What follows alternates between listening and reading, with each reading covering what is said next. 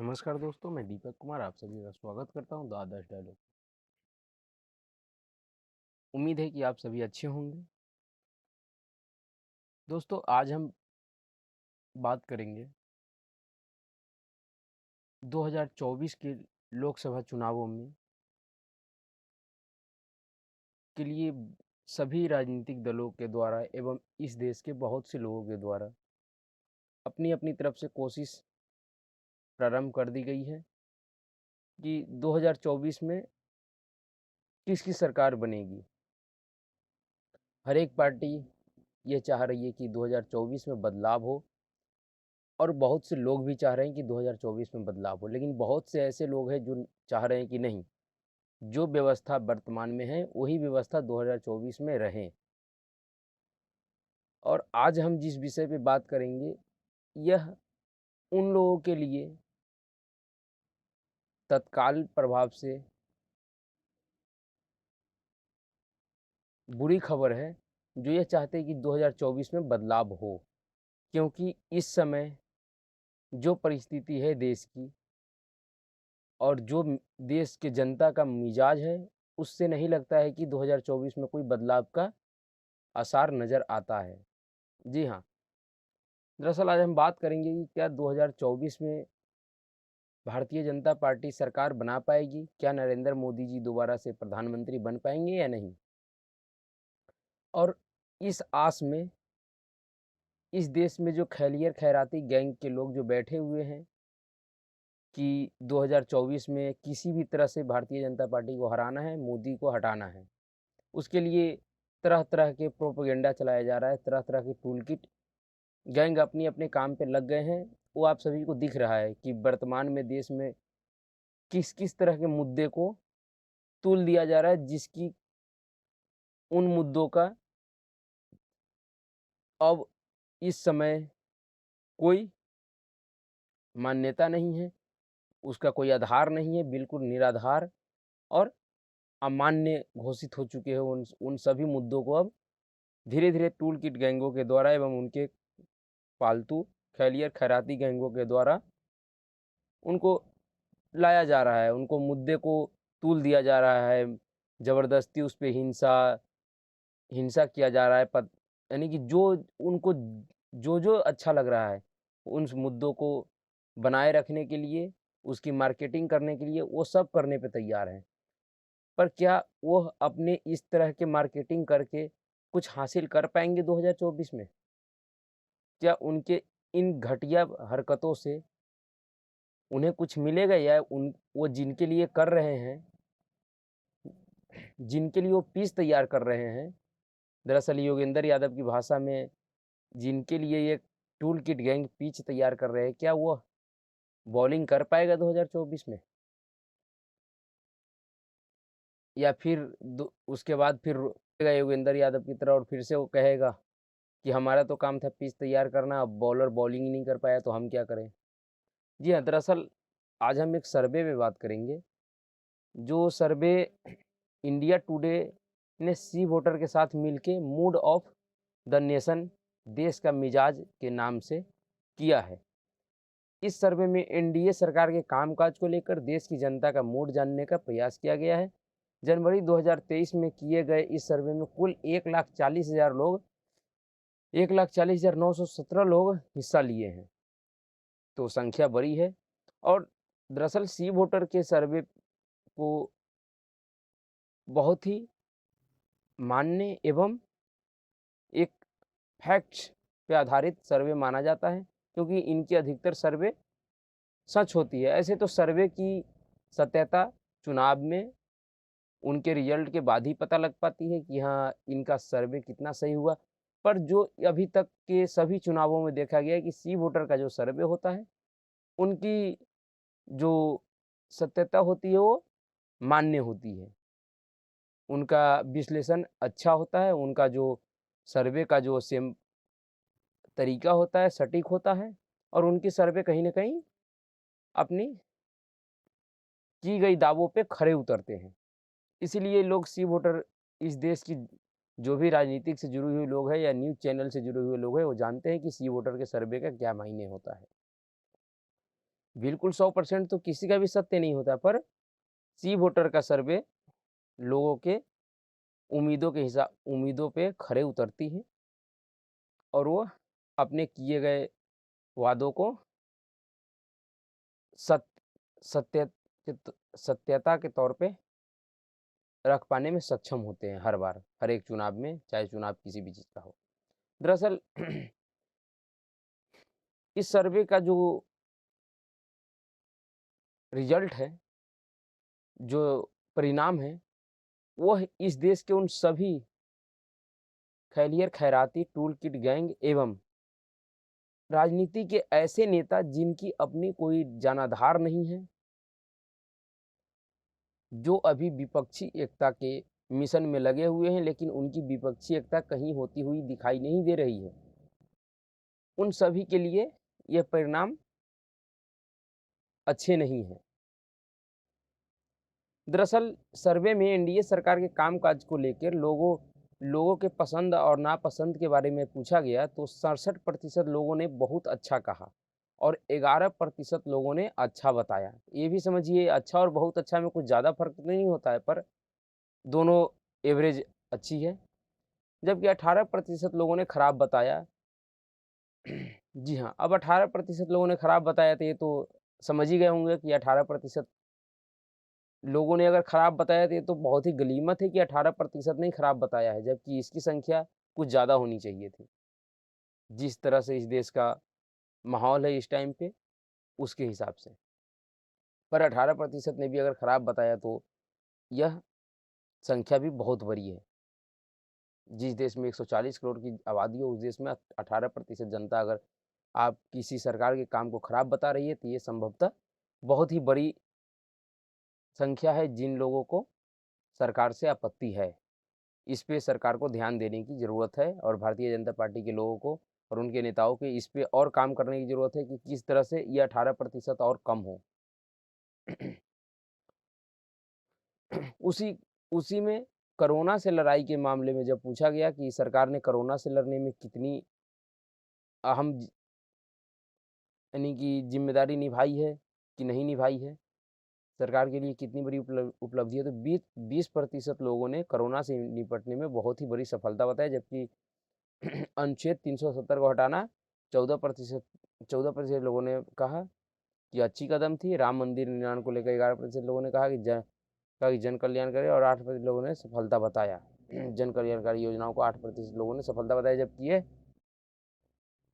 बहुत ही कम है, जबकि इसकी प्रतिशत कुछ ज़्यादा होनी चाहिए थी। क्योंकि दरअसल अगर देखा जाए तो आप भी अपने गांव मोहल्ले या जहाँ भी देखिए काम जन कल्याणकारी योजनाएं बहुत ही अच्छी योजनाएं आई है जिससे लोगों को डायरेक्ट फ़ायदा हुआ है, तो इसकी संख्या कुछ ज़्यादा होनी चाहिए थी।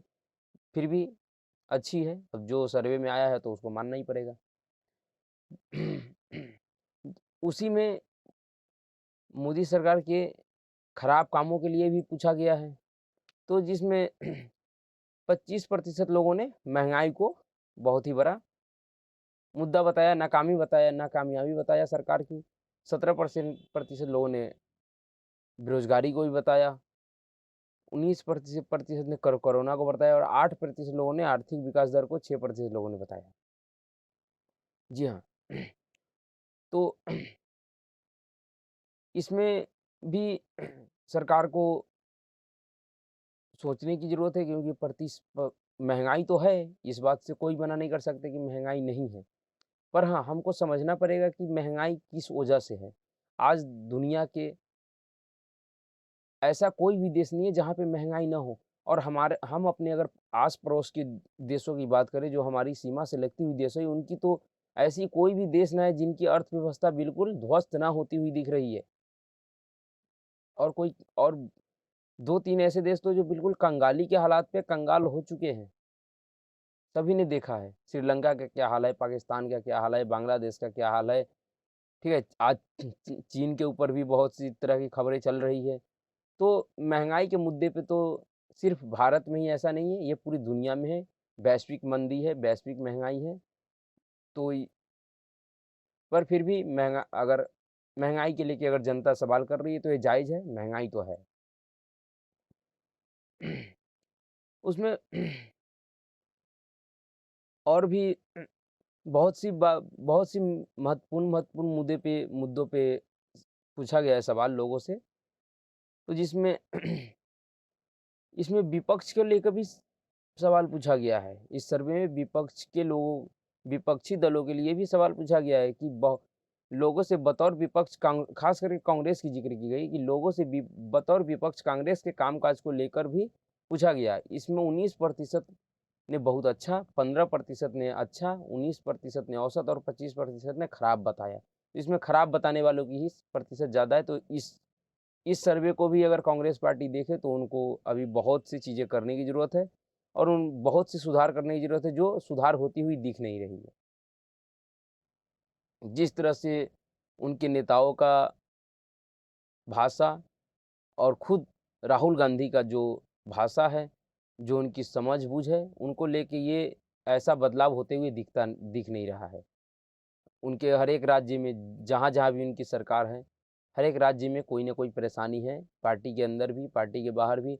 अभी-अभी आपने देखा है कि जम्मू कश्मीर में जो ये दिग्विजय सिंह जी का जो अपना जो वाइट दे रहे थे, बयान दे रहे थे मीडिया के सामने, तो जयराम रमेश ने उनके साथ कैसा बर्ताव किया।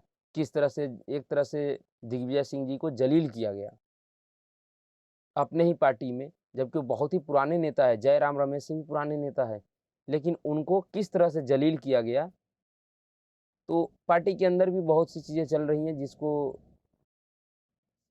लेके ये नहीं कहा जा सकता कि कोई बदलाव हुआ है। अभी-अभी जो एंटनी कमेटी का जो ए.के. एंटनी पूर्व रक्षा मंत्री रह चुके हैं, उनके 2013-14 का चुनाव हारने के बाद कांग्रेस पार्टी ने एक रिपोर्ट बनाई थी जो कि हार के कारण जानने के लिए उसमें ए.के. एंटनी ने अपने रिपोर्ट में कहा था कि दरअसल कांग्रेस पार्टी हिंदू विरोधी पार्टी हो गई है, इसको अपनी छवि सुधारनी चाहिए।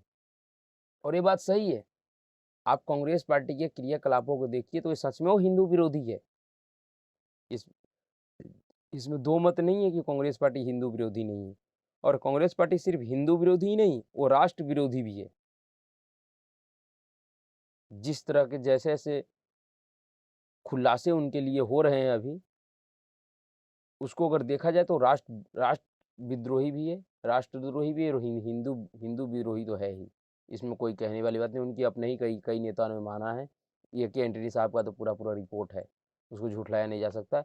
और उन्हीं का बेटे अनिल एंटनी ने अभी कांग्रेस पार्टी से इस्तीफा दे दिया है। किस लिए? तो सिर्फ कांग्रेस पार्टी के इस तरह के देश विरोधी कार्यों को देखते हुए। तो ये इसमें कुछ सोचने वाली बात नहीं है। इनका कांग्रेस पार्टी का तो खैर कितना सुधरेगा, इसमें क्या बदलाव आएगा और कितना इससे फ़ायदा होगा राहुल गांधी को भारत जोड़ो यात्रा से, ये तो 2024 चुनाव के परिणाम में ही बताएगा। और उससे पहले भी पता लग जाएगा, जो विधानसभाओं का चुनाव है 9 राज्यों में, उसका परिणाम बता देगा कि इससे कांग्रेस पार्टी को कितनी फ़ायदा हुई, राहुल गांधी जी को कितना फ़ायदा हुआ और उनका छवि में कितना बदलाव हुआ है। उसके बाद इसमें विपक्ष के नेता के बारे में भी सवाल, विपक्ष के नेता के लिए जो सवाल पूछा गया है वो बेहद ही चौंकाने वाला है। जी हाँ, वाकई वो चौंकाने वाला है, क्योंकि इस सवाल के जवाब में 24% लोगों ने अरविंद केजरीवाल को माना है, जबकि 20% लोगों ने ममता बनर्जी को, 13% लोगों ने राहुल गांधी को, जबकि 5% लोगों ने नवीन पटनायक को। अब बताइए, देश की जनता 1,40,917 लोगों में से 24% लोग अगर अरविंद केजरीवाल को देश का विपक्ष के नेता के तौर पे अगर स्वीकारते हैं, तो यह वाकई अरविंद केजरीवाल जी के लिए बहुत ही बड़ी उपलब्धि है। लेकिन यह कांग्रेस पार्टी और राहुल गांधी के लिए खतरे की घंटी है कि इस देश की जनता उनको विपक्ष के नेता के लायक भी अब नहीं मानती है। उस पार्टी को विपक्षी पार्टी के लायक भी नहीं मानती है, क्योंकि सिर्फ 13% यानी कि लगभग दोगुने लोग राहुल गांधी से बेहतर अरविंद केजरीवाल को विपक्ष के तौर पे मानते हैं और विपक्षी नेता के तौर पे मानते हैं। तो यह वाकई कांग्रेस पार्टी के लिए सोचने वाली विषय है और इस पे उनको विचार करनी चाहिए। अब आती है सबसे जो मेन मुद्दा है कि 2024 में किसकी सरकार बनेगी। क्या भारतीय जनता पार्टी अपनी सरकार बना पाएगी पूर्ण बहुमत की? क्या एनडीए की सरकार बन पाएगी केंद्र में, या क्या नरेंद्र मोदी प्रधानमंत्री बन पाएंगे? इन सवालों का जवाब जो है, इस सवाल के जवाब में लोगों ने फिर से एनडीए की सरकार बनने के संकेत दिए हैं। जी हाँ, इस पूरे सर्वे का जो सबसे प्रमुख मुद्दा है वो यही है कि 2024 में सरकार किसकी बनेगी। क्या भारतीय जनता पार्टी एनडीए की सरकार बन पाएगी? क्या नरेंद्र मोदी दोबारा से प्रधानमंत्री बन पाएंगे? अगर चुनाव हो जाता है तो ये आज के चुनाव के, यानी कि आज के इस समय की मूड को दर्शाया गया है, इस समय की बात बताया गया है। 2024 में हो सकता है इसमें कुछ बदलाव भी होगा और वो निश्चित रूप से होगा ही होगा। ये इस समय की बात है। तो इस समय अगर चुनाव होता है तो एनडीए को 298 सीटें, यूपीए को 153 सीट और अन्य को 92 सीटें मिलने की संभावना है। वोट प्रतिशत की बात करें तो एनडीए को 43%, यूपीए को 29% और अन्य को 28% वोट मिलने की संभावना जताई गई है। उसी में अगर सीट वाइज बात करें कि किस पार्टी को कितनी सीटें मिलेगी, तो इसके जवाब में बीजेपी को 284, कांग्रेस को 68 और अन्य को 191 सीट मिलने की संभावना है। वहीं वोट शेयर की बात करें तो बीजेपी को 39%, कांग्रेस को 22 और अन्य के खाते में 39% वोट शेयर मिलने की संभावना है। जी हाँ, तो जी अभी जिस तरह से ये सर्वे का जो रिपोर्ट आया है, इस रिपोर्ट को अगर हम देखें तो इससे अभी भी यही साबित हो रहा है, और इससे पहले भी कई सर्वे आ चुका है। लगातार ये सर्वे आ रहे हैं, हर 2 महीने 3 महीने पे सर्वे आ ही रहे हैं, और हर सर्वे में एनडीए भारतीय जनता पार्टी को 2024 में बढ़त मिलती हुई दिख रही है और सरकार बनने में कोई समस्या नहीं आती हुई दिख रही है। तो दरअसल यह उन तमाम लोगों के लिए निराशाजनक स्थिति है, निराशाजनक खबर है, जो इस आस में बैठे हुए हैं कि 2024 में भारतीय जनता पार्टी एनडीए और नरेंद्र मोदी को रोक पाएंगे और उनसे जो उनसे परेशान लोग हैं उनको कोई राहत मिल पाएगी। दरअसल परेशान सिर्फ एक ही लोग हैं, जो खैरियर खैराती और कुछ मानसिक तौर पे जो विक्षिप्त हो चुके हैं, जो सिर्फ एक व्यक्ति का विरोध ही अपनी पूरी जीवन की क्रियाकलापों को समझ बैठे हैं। वो ये सोचते हैं कि हम जीवन में सिर्फ एक ही काम करेंगे, सिर्फ एक व्यक्ति का विरोध ही करना है मुझे और इसके अलावा कोई काम नहीं है।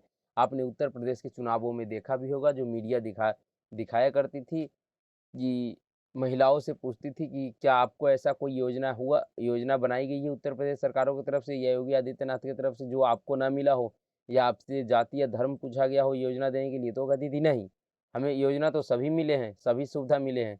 तो फिर उनसे जब भी पूछते थे मीडिया वाले कि क्या वोट देंगे योगी जी को, तो नहीं, हम वोट तो नहीं देंगे, हम वोट बीजेपी को नहीं देंगे। तो क्यों? बस ऐसे ही। तो दरअसल इस तरह के कुछ लोगों की मानसिकता हो चुकी है, चाहे आप उसके लिए कुछ भी कर दीजिए, कुछ भी कीजिए, लेकिन उनके दिमाग में एक चीज़ बैठ गया कि हम इनको वोट नहीं देंगे, हमें सिर्फ इनका विरोध करना है, जन्मजात विरोध करना है, ताउम्र विरोध करना है। तो वो ऐसे लोगों की संख्या बहुत ही ज़्यादा है। इसीलिए मैंने कहा कि 18% लोगों ने अगर ऐसा कहा है तो यह संभवतः इनकी संख्या ज़्यादा है और ये सोचने विचारणीय विषय है। तो आपको क्या लगता है? मैं आपसे भी जानना चाहता हूँ कि आपको क्या लगता है? क्या 2024 में भारतीय जनता पार्टी वापसी कर पाएगी? क्या नरेंद्र मोदी जी प्रधानमंत्री बन पाएंगे? और बनेंगे तो कितने मजबूती के साथ? और आपके क्षेत्र का क्या हालात है? आप अपने क्षेत्र के विषय में भी बताइए। आप जिस भी क्षेत्र से आते हैं, जिस क्षेत्र में आपका लोकसभा लगता हो, अपने क्षेत्र के हिसाब से भी अगर आप बताते हैं तो उससे भी हम लोगों को जानकारी जुटाने में और थोड़ी अच्छी विश्लेषण में सहायता होती है। इसलिए आपसे भी आग्रह है कि आप अपने क्षेत्र के भी बात बता सकते हैं कमेंट के माध्यम से।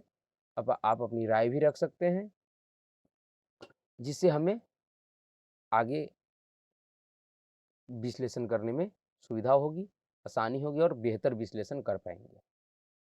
तो इसी के साथ आप आगे भी इसके बाद भी जो सर्वे आएगा उस पर भी फिर हम चर्चा करेंगे और फिर उस बताएंगे। और फाइनली इन सभी सर्वे का सत्यता जब भी पता लगती है जब चुनाव होते हैं।